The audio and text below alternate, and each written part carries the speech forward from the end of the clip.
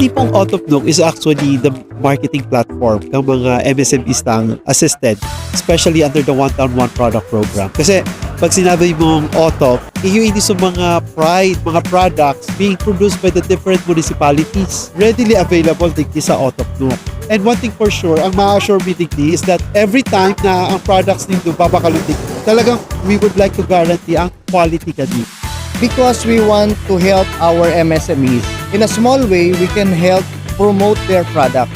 So, para sa Muya, that's also our contribution to the economic development of the place. So, if you're going to Naga or you're coming to Bicol, dadaan kayo ng Maharlika Highway, be sure to drop by and get excellent quality products that Camsor has to offer, especially from our micro, small, and medium enterprises.